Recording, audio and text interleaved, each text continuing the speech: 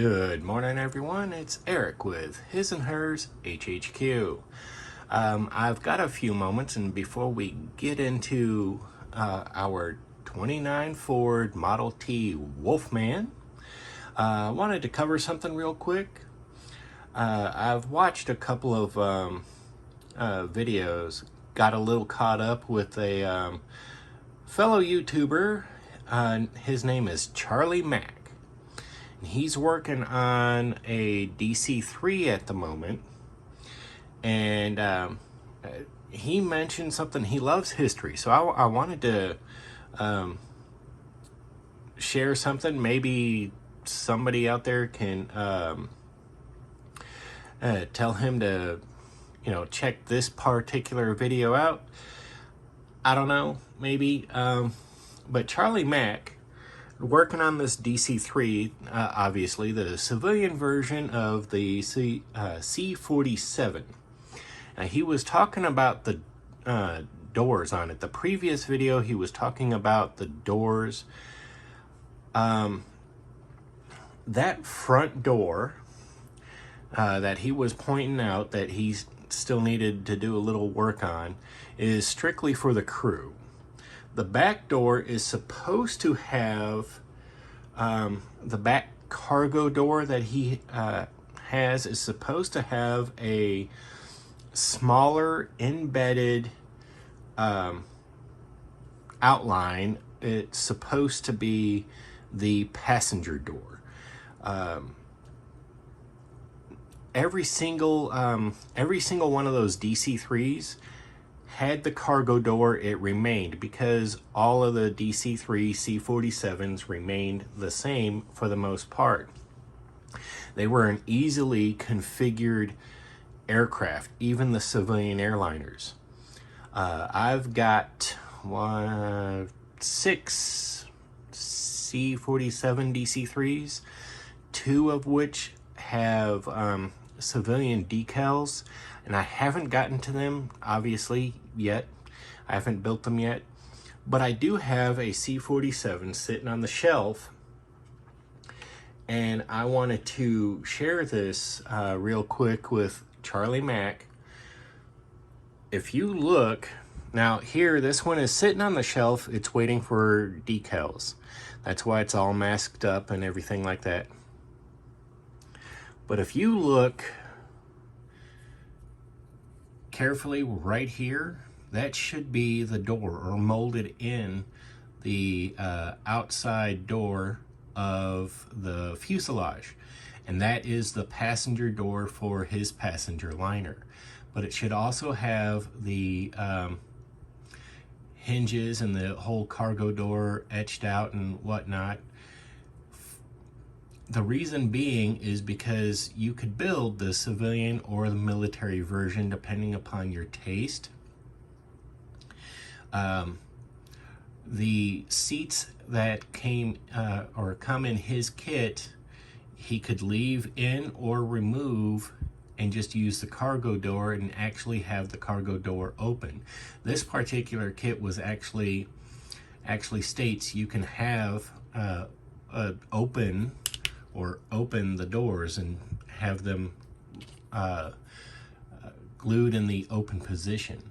But that's what he's got going on.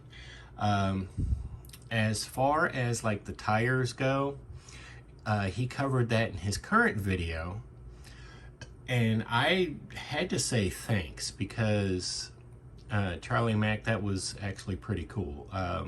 Painting the entire tire black, and then masking off the tire, and then dry brushing the inside of it, which keeps the detail there. Which obviously this here's just got a clear coat on it, a single clear coat, to at least protect it. And obviously you can see I've got it dusted. It's been sitting on the shelf for a few years. Still waiting on decals. I'm trying to decide. I will get to it and finish it up. But yeah, the landing lights aren't in place because I'm waiting for the decals. Once the decals are applied, then I'll apply more clear coat, and then unmask and add the lights, and then do all the washes and everything like that. But the point to that, I was just discussing, I wanted to say Charlie Mack, that's what's going on there. That's why the big back door and all of that, and the little front door is actually just the crew access door and not for the passengers. And I really had to say thanks for that tire tip. So yeah, Charlie Mack, if you're not subscribed, you really need to get over there. He's a really funny and great guy to listen to. I mean, you know, and he keeps it real. So I mean, you know, I respect that. That's pretty cool. So yeah, if you're not subscribed, get on over there and check out Charlie Mack.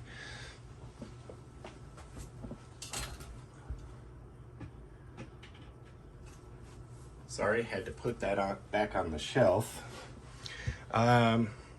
And the other thing I wanted to discuss real quick is tires. And I've mentioned this before. I mentioned it in an earlier video.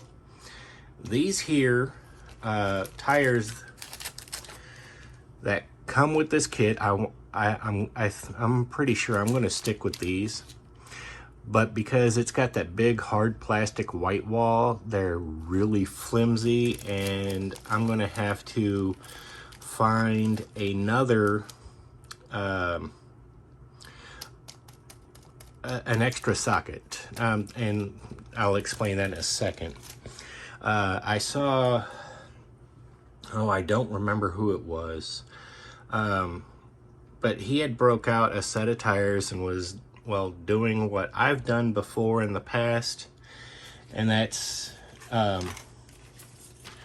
taking a sanding stick, holding the tire, like putting it on your finger and sitting there going like this, which I completely and totally respect and agree with. That's a really effective method.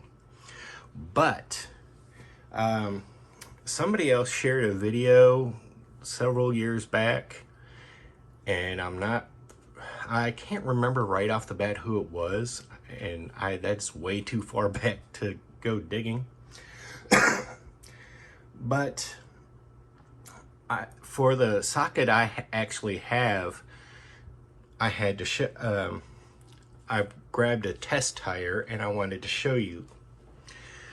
I picked this cordless drill up. I paid $1 for it because it doesn't have reverse.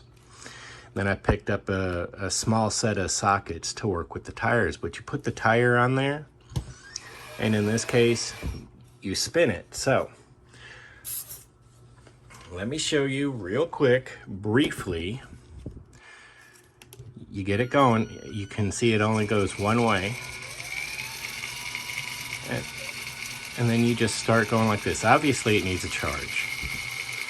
But you lay it on there, and you just get to work in it. Let's see if I can close in on that just a little bit more. Sorry for the additional noise, but just to give you an idea where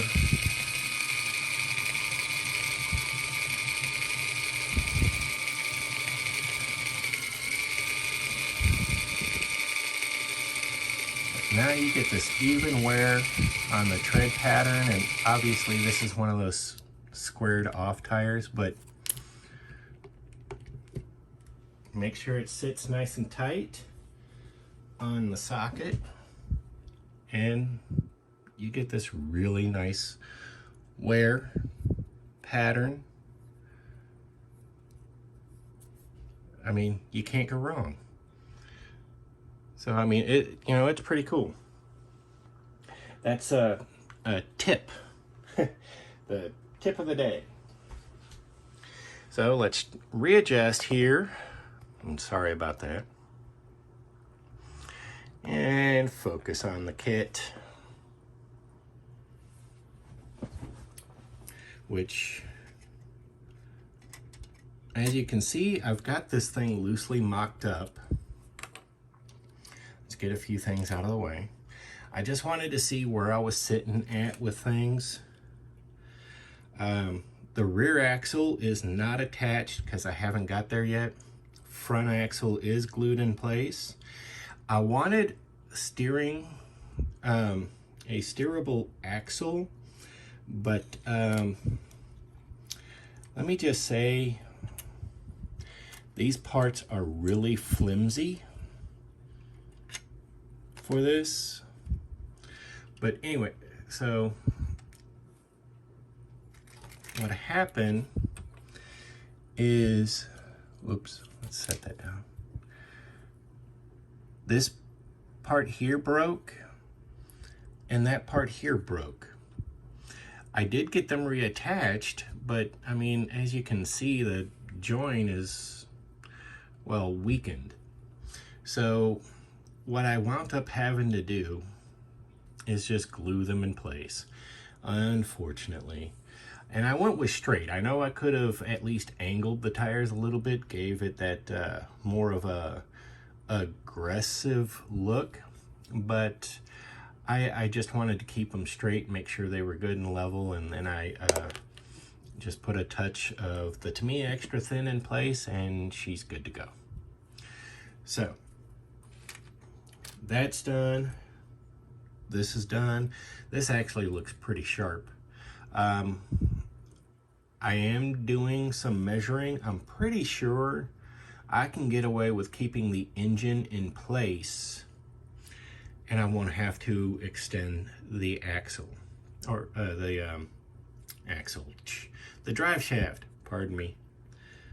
I haven't had enough coffee yet, and I don't know if you can hear it, but it's raining outside pretty good.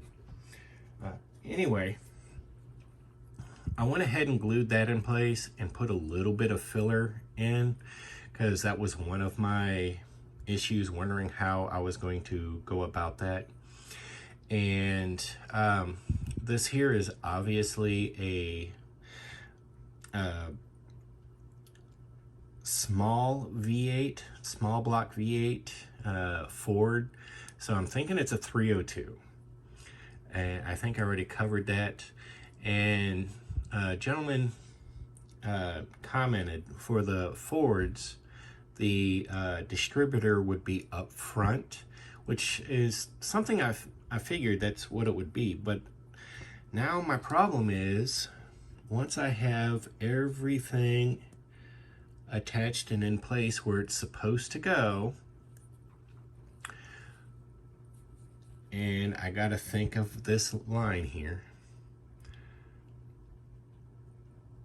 Where am I putting the distributor? I mean, would it be maybe put it on the side? I don't know. I'll figure it out. Or, you know, somebody can help me out with that. It's one of those things that's got me flustered, but not bad. I think what I'm going to do is kind of, now I did this last night. I was just playing around. I found this old, in one of my parts boxes, I found this old, I think it's an alternator. I'm not positive.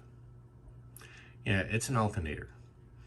I found this in one of the parts boxes, and I was thinking, you know, I could get rid of the bits on the side, trim it up, and keep it round, and kind of use it as a distributor.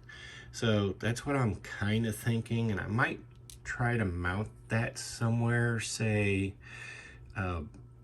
back here up under this, but then you'd never see it. So it's just one of those things. I'm a little flustered by it. Maybe I won't add it. Maybe I will. But I need the magneto for sure. The distributor, I don't know. Otherwise, and heck, there's no place to actually run the wires to, because nope. Anyway, okay, so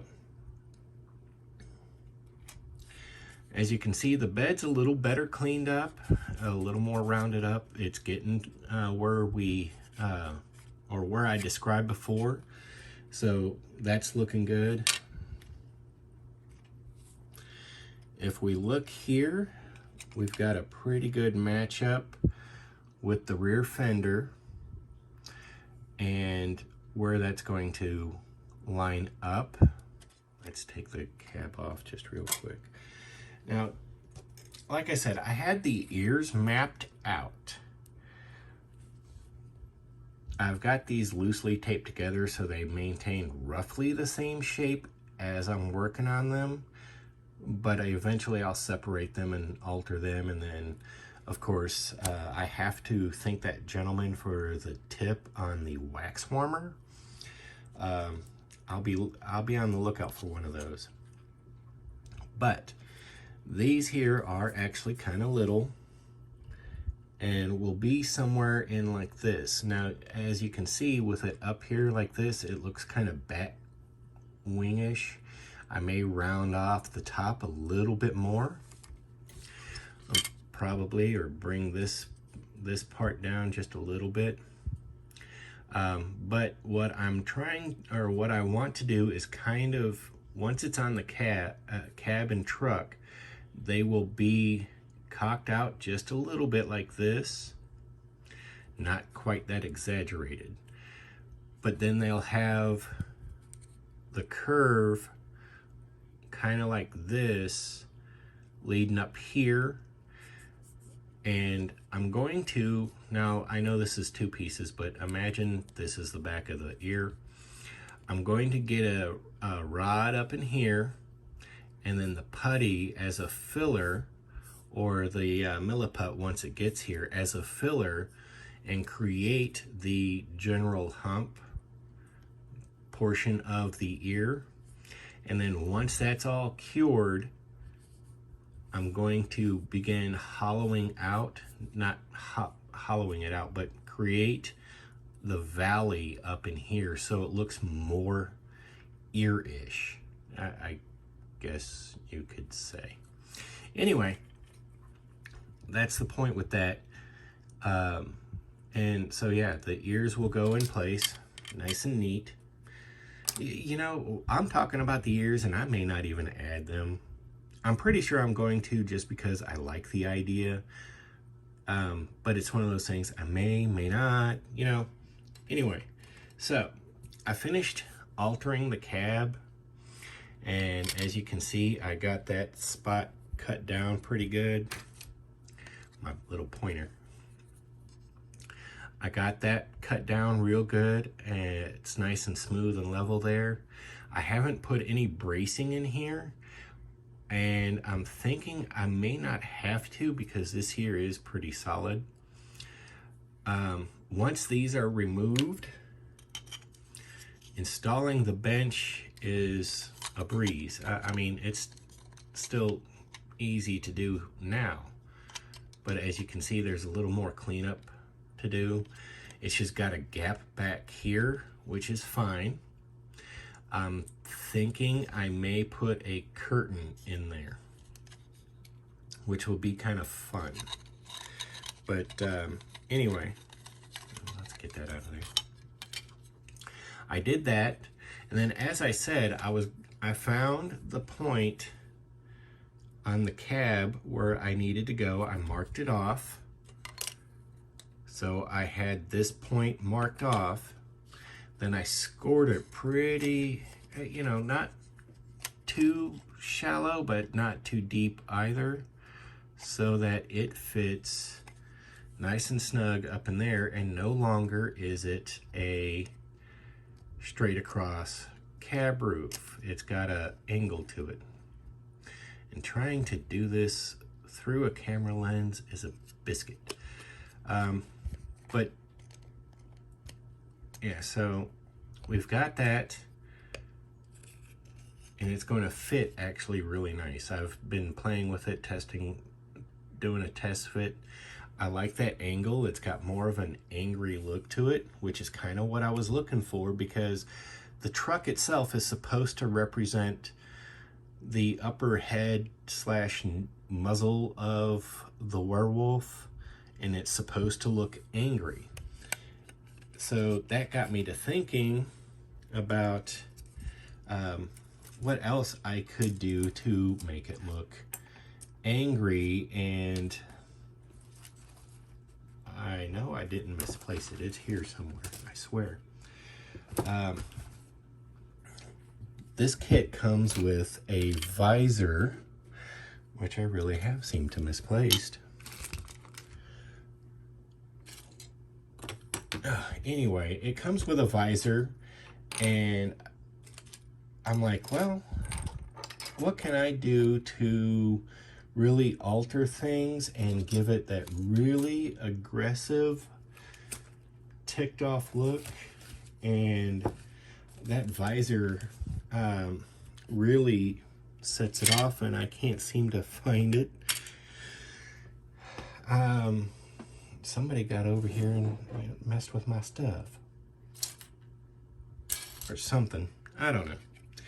While I'm sitting here looking loosely looking for those, let's discuss the doors. These are the tall doors. I cut them off and tried to get rid of the pin marks as best as possible, because those will go in place, kind of something like that, once the X's here are removed. Those will go in place, and this here is the point I was thinking about. Right here on the door, I was thinking about adding that elbow divot. See if I can do this on camera. Kind of something like this. I'm going to take a piece of my really narrow rod styrene and add that in place, and to just keep that line there. But yeah, giving it that old carriage look, I guess you could say, is basically what I'm looking for. Kind of like an old wooden carriage. The old horse-drawn carriages. So that's what I was thinking about. I think I'm going to go with that. That really works, and it'll help kind of offset the look on the dash. I did get this cleaned up. There's still just a little bit more here. I don't know how well you can see that. This little spot right there. But yeah, I'll finish getting this cleaned up, and I'm not going to worry about the visor, but as you can see here, that's the visor. I brought it in a little bit like this on either side, if I can find it at some point in time after the video, obviously. And yeah, it's kind of present the furrowed brow, and I think it's coming along really cool. It kind of really complements the roof,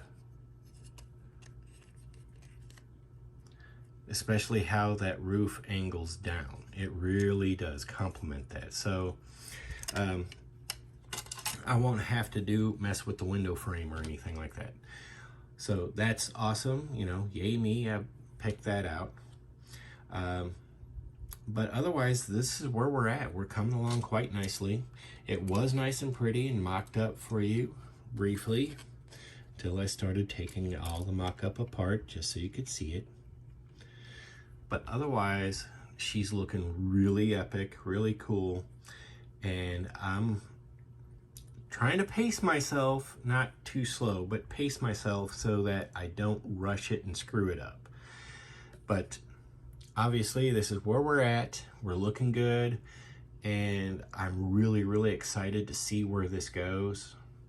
Which, I mean, I have this image in my head, and we're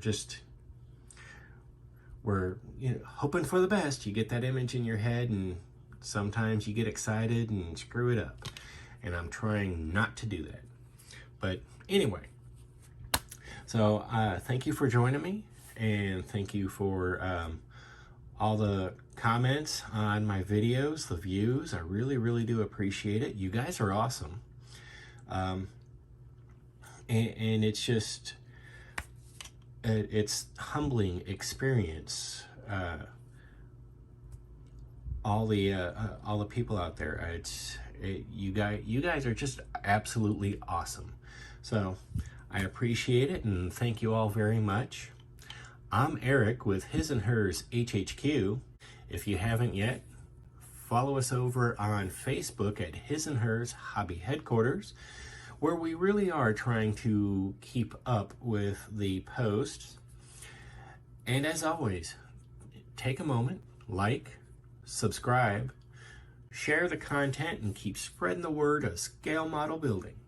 It's a great way to, well, de-stress or really build your creative imagination. And as always, comment below. I do try very much to reply. And again, I may reply 5 minutes later, maybe 5 days later, but I do try to reply. So I'm always trying to be interactive. So thank you again, everyone, and have a good day.